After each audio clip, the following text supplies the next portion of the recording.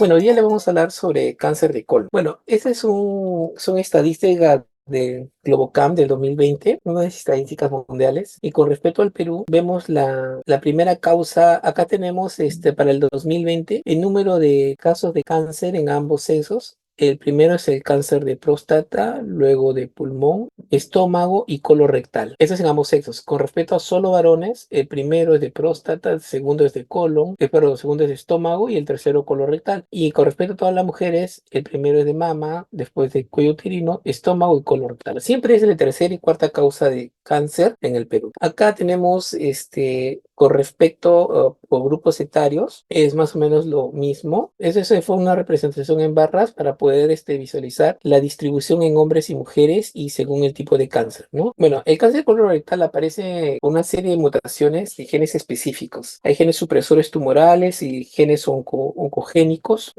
reparadores del ADN, ¿no? El cáncer colorectal afecta a hombres y mujeres por igual. Es infrecuente en menores de 50 años, pero aumenta rápidamente después de esta edad. Tiene un efecto bimodal. O sea, en los menores de 50 es infrecuente, mayores de 50 comienza a aumentar y mayores de 80 vuelve a caer. O sea, el grupo de riesgo es de 50 a 80 años. La mayoría de los cáncer colorectal, el 98%, son adenocarcinomas. Y luego hay otros tipos menos frecuentes, linfoma, carcinoide, leomiosarcoma. La metástasis a distancia, en un 25 a 30% de los casos, típicamente va al hígado, peritoneo y el pulmón. Eso es básico en cáncer colorectal. ¿Cuáles son los factores de riesgo? Hay factores de riesgo hereditarios, hay condiciones especiales como la poliposis adenomatosa familiar y el síndrome de Lynch. El síndrome de Lynch es el cáncer colorectal sin pólipos, ¿ya? Con respecto a la poliposis adenomatosa familiar, es tanto alto riesgo que casi el 100% de los pacientes portadores de este gen van a hacer cáncer de colon. Y se les hace seguimiento y ver en qué momento los pólipos que tienen comienzan a tener aspectos malignos, ¿no? Bueno, la edad promedio mayor de 45 años es como factor de riesgo mayor de 45 años. Antecedentes familiares de cáncer colorectal de primer grado. Ese es un gran error, ¿ya? El riesgo por tener un familiar de cáncer colorectal es de primer grado, o sea, papá, mamá, hermanos, nada más, ni primos, ni tíos, ni sobrinos. Papá, mamá, hermanos es el factor de riesgo para ser cáncer colorectal. O sea, si tienes papá, mamá, hermanos que tienen cáncer colorectal, se dice que tienes que hacerte tu primera colonoscopia 10 años antes del diagnóstico de uno de ellos. O sea, si tu papá tuvo cáncer a los 50, tú a los 40 te tienes que hacer. Y que tenga antecedentes personales, o sea, que tú tengas adenomas colorectales o cáncer de ovario. Esa es otra condición. O sea, antecedentes familiares de cáncer colorectal de primer grado y antecedentes personales, o sea, que tú hayas tenido cáncer de pólipos adenomatosos colorectales o cáncer de ovario. La enfermedad inflamatoria intestinal también es un factor de riesgo. La pancolitis es una inflamación de todo el colon, aumenta de 5 a 15 veces el riesgo de hacer cáncer colorectal. Y los pacientes que tienen antecedentes con radiación abdominal. Hay otros factores que son de riesgo, pero la ventaja, con los anteriores tú no puedes hacer nada porque es tu genética, es tu edad, estos antecedentes familiares. Hay otros factores que también son de riesgo, pero son modificables. La obesidad, la diabetes, el tabaco, el alcohol, el consumo de carnes procesadas y la poca actividad física. Y hay también factores que te protegen. En lo más estudiado es la aspirina, ¿ya? De los AINES, sobre todo la aspirina. A una dosis de 75 a 325 gramos al día, al menos 2 veces por semana, en un seguimiento a 10 años, disminuye el riesgo de cáncer colorectal. Disminuye la incidencia de cálculo colorectal proximal y la mortalidad relacionada. Pero tiene una desventaja, como es un AINES, también hay mayor riesgo de hemorragia digestiva, ¿no? Y hemorragia digestiva gástrica o intracraneal. La dieta rica en vegetales también es un factor protector, sobre todo las crucíferas, brócoli, coliflor, clor, rábano y salvado de trigo. La ingesta de folatos, la dieta baja en calorías y evitar el consumo excesivo de alcohol. Esos son los factores protectores. Bueno, ¿cómo es la evolución del cáncer colorectal? Desde que presenta la lesión inicial va a pasar por una serie de eventos de hiperplasia, adenomas, metaplasia, displasia y cáncer in situ. El cáncer in situ evoluciona a un cáncer invasivo cuando pasa a la membrana basal. Ahora, ¿por qué es importante diagnosticar temprano el cáncer colorectal? Si tú tienes cáncer limitado a la submucosa, independiente del compromiso ganglionar, se dice un cáncer temprano. Entonces, si tú tienes un cáncer temprano y te operan, la sobrevida a 5 años es el 90-91%. O sea, a 5 años, a los que tienen cáncer in situ operados, el 90-91% están vivos. La sobrevida a 5 años luego de una resección endoscópica se relaciona con carcinoma intramucoso es el 100%. Y si es un T1A, es el 96%. ¿Ya? Entonces, miren, los valores son bastante significativos. O sea, 5 años, todos los que son operados con cáncer in situ, ¿no? El 90% van a seguir vivos y los que realizan radiación endoscópica y son carcinoma intramucoso, 100%, todos permanecen vivos a los 5 años. Entonces, por eso es importante diagnosticar tempranamente. ¿Cuáles son las manifestaciones clínicas? Tiene una fase de crecimiento desgraciadamente asintomático.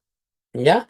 Como el colon es una estructura tubular, y cualquier lesión en la mucosa no va a dar síntomas porque tiene mucho espacio para seguir desarrollándose, ¿no? Pero según la ubicación de cáncer ya avanzado, va a tener ciertas características clínicas.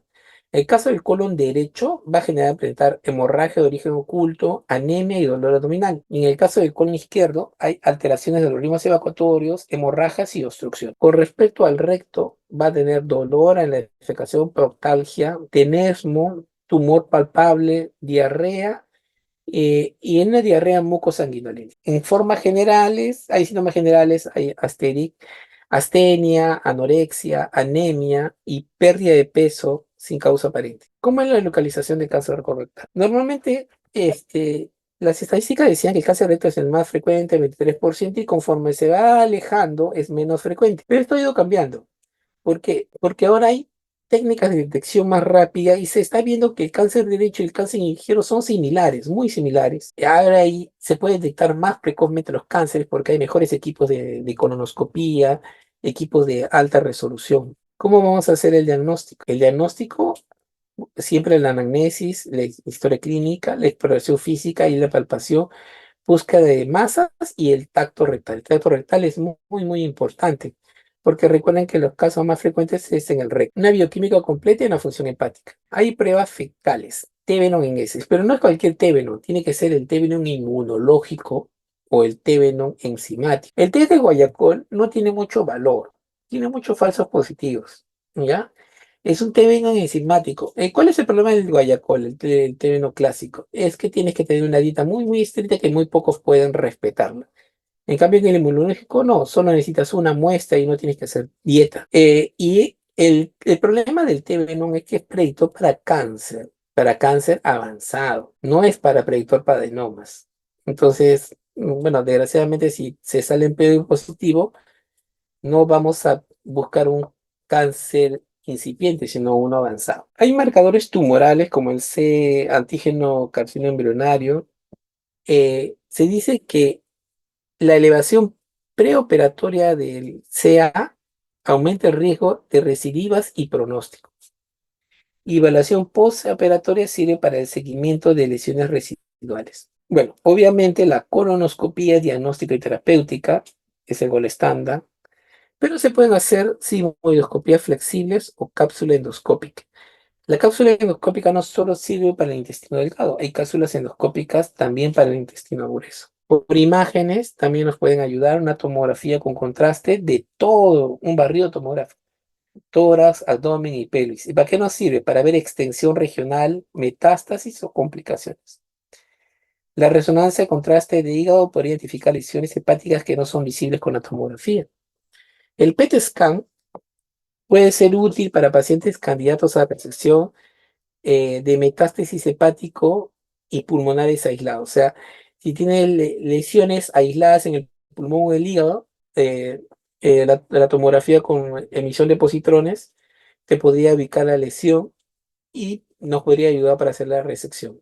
Y vamos a lo que hacemos nosotros, la conoscopía. ¿Por qué es importante la conoscopía? Porque te permite localizar el tumor. También te va a hacer un diagnóstico tisular. Vas a dejar sacar muestra y vas a ver el tipo histológico. Y va a permitir determinar las características de lesiones, características físicas. Y ahora hay un tema, ¿no? O sea, si tú tienes un cáncer del colon izquierdo, tienes que hacer la conoscopía completa. ¿Por qué? Porque hay los cánceres sincrónicos, o sea, que puedes tener dos cánceres a la vez. No necesariamente que un cáncer sea extendido hasta el otro lado, sino puedes tener dos cánceres a la vez. Y los cánceres sincrónicos van de 3 al 5%, entonces es significativo. La prevalencia de adenomas, no cáncer, de adenomas sincrónicos llega hasta el 30%. O sea, puedes tomar un tumor en un lado del colon y puedes tomar un adenoma en el otro lado del colon. Entonces, y es muy alto, ¿no? Entonces, por eso es importante hacer la colonoscopia completa. Idealmente, la colonoscopia se tiene que tener la visualización de todo el colon antes de la cirugía para poder planificar. Pero si es que no se llega a tener una colonoscopia, vamos, imagínense que el paciente tiene obstrucción intestinal y no puede pasar el colonoscopio, lo operan y después se puede completar postquirúrgico la colonoscopía. Bueno, si no se dispone de la colonoscopía, hay una colonografía por resonancia magnética o colonografía por tomografía. Pero igual, o sea, tú haces la colonoscopia por resonancia por tomografía, ubicas la lesión, pero igual tienes que entrar a sacar una muestra. Cuando tenemos lesiones elevadas, eh, lo vamos a clasificar con la clasificación más frecuente de la clasificación de Paris. La clasificación de Paris te ve lesiones elevadas, lesiones planas y lesiones deprimidas. Las lesiones elevadas pueden ser pediculadas o sésiles, que no tienen tallo, y las planas pueden ser planas elevadas planas o deprimidas, y después viene la 0,3 que son excavadas. ¿Por qué es importante clasificarlas? Porque miren, las lesiones van a inducir el tipo de lesión te van a orientar si es que la lesión es avanzada o no. Acá tenemos los Paris 0,1 POS y acá están los tamaños. Y acá tenemos el porcentaje de invasión. Cuando la lesión es menos de 5 milímetros, la lesión es muy infrecuente. 0% de posibilidad de que sea invasiva. De 6 a 10, que es significativos, 1,2, pero lesiones elevadas o planas. Pero cuando la lesión es más de 21 milímetros, una lesión grande, enorme, ya hay un 30% de invasión. Pues es importante. Ahora, con respecto a las lesiones 2A o 2B, entonces igual, cuando las lesiones son muy grandes, recién tienen altos riesgos de invasión. Ahora, las lesiones 2, la 2C, que es la plana deprimida, esas sí son de mal pronóstico, ¿no? Una plana deprimida, incluso la pequeña, tiene 7% de porcentaje de metástasis, de invasión, y así aumenta conforme el tamaño. Por eso es importante clasificar a las lesiones. Acá tenemos la endoscopía convencional con luz blanca, entonces vemos algunas características endoscópicas de las lesiones de aspecto tumoral que tiene una apariencia expansiva. Lo describen como si se rebalsa, o sea, la lesión se rebalsa. Acá tenemos otra descripción como apariencia expansiva. Puede haber una ulceración en una lesión elevada o pueden haber erosiones en una lesión elevada. Esos son indicios de mal pronóstico. Otro indicio de mal pronóstico es cuando los pliegues convergen, o sea, los pliegues van hacia la lesión, la convergencia de pliegues. Acá tenemos que los pliegues van hacia la lesión. Y otro, la apariencia de rigidez. Pero esto se va a hacer cuando uno toma la muestra. Uno coge la muestra y se levanta en bloque, ¿no? Tiene apariencia. Esos son indicios de que esa lesión ya no es inicial, incipiente, sino una lesión avanzada. Ahora, les tenemos otro tipo de clasificación de lesión de extensión lateral. La lesión de extensión lateral es una forma de describir las lesiones que puede ser granular o no granular. Y las que son granulares, acá tenemos las granulares, pueden ser homogéneas o de nódulos mixtos. Igual, así como la lesión de Paris, cuando estas lesiones de tipo granular, más de 30 milímetros, alto riesgo de compromiso que sea una lesión avanzada. Y las lesiones no granulares, o sea, son planas, cuando tienen más de 20 a 30 milímetros, también tienen alto riesgo. Esos otros son indicios que nos va a orientar a más o menos dar un manejo, un pronóstico del paciente. Acá tenemos unas imágenes de lesiones. Tiene diferentes formas de presentación y características endoscópicas, ¿no? Tenemos un carcinoma intramucoso o en un adenoma tubular velloso. Tenemos un carcinoma invasivo. Mira, se ve que el pliegue queda decapitado, ¿no? Tenemos un carcinoma intramucoso en la lesión adenomatosa. Estas son ya lesiones avanzadas, ¿no? El carcinoma invasivo de la submucosa. Y bueno, tenemos también la estratificación. Bueno, si tenemos una lesión incipiente, bien. Si es avanzada, hay que hacerle la clasificación TNM. ¿Para qué? Eso nos va a permitir diferenciar in situ o avanzado, ¿no? La estadificación nos sirve para describir su extensión. Tiene tres componentes: el componente tumoral, el componente ganglionar y el componente metastásico. Los estadios son del 1 al 4 y es muy útil para el pronóstico y tratamiento. Con respecto al pronóstico, si una lesión no regresa en 5 años, se considera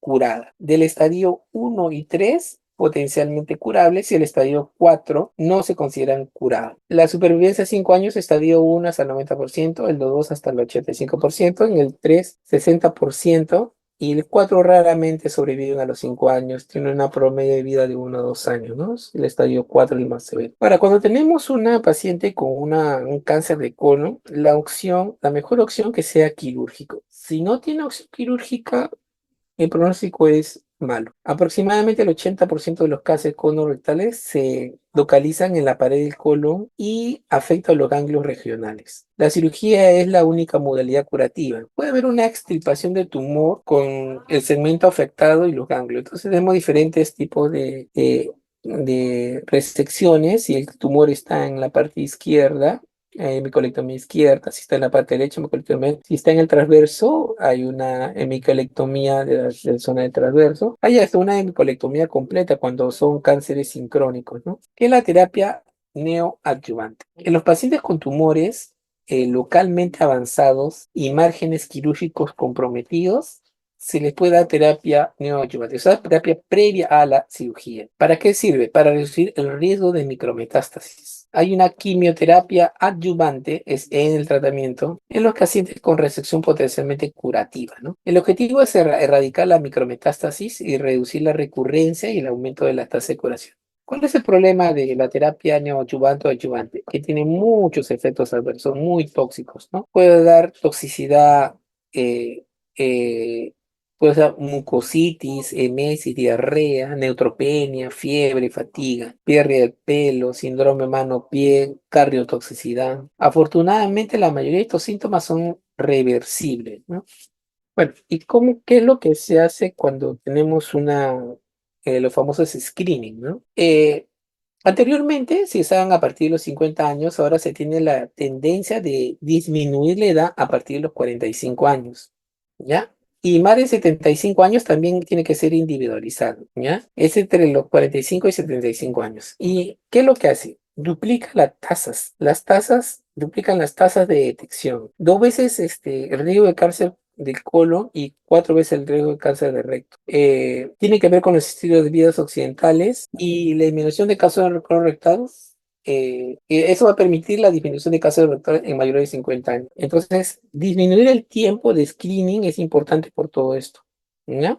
Hay otra forma de screening, es haciendo la colonoscopía. La colonoscopía, como ya saben, sobre los 45 años, cada 10 años, y hacerlo en esa forma disminuye 46%, de 46 a 88% el riesgo de cáncer colorectal y la mortalidad relacionada. Hay el FIT, que es el test inmunológico, que se hace cada 3 años y disminuye haciéndole el screening por FIT, disminuye la mortalidad en 33%. Hay test fecales de ADN, detección de ADN tumoral, se hace cada 3 años. Se puede hacer una sigmoidoscopía cada 5 a 10 años o tomografía colonográfica cada 5 años. Y también la cápsula endoscópica. El más factible es la colonoscopía, ¿no? Que se hace cada 10 años a partir de los 45 años. Bueno, muchachos, eso es lo que he preparado sobre el cáncer colorectal. Más bien, si tienen alguna pregunta. Doctor, buenas tardes. Disculpe, en caso de que el paciente tenga antecedentes de familiares, ¿el screening de colonoscopías iría con mayor frecuencia? Si tienes familiares de primer grado, papá, mamá, hermanos, y se hace el primer screening, se hace 10 años antes del diagnóstico. O sea, si tú, bueno, desgraciadamente alguno de tus familiares hace cáncer, por ejemplo, a los 40 años, tú tienes que hacer tu primer screening a los 30 y repites cada 10 años, si es que no encuentras lesión. Ahora, si encuentras pólipos, varía el seguimiento. Si encuentras de 1 a 3 pólipos, haces cada 5 años. Si encuentras más de 3 pólipos, haces cada 2 años. Si no encuentras nada, cada 10 años, ¿no?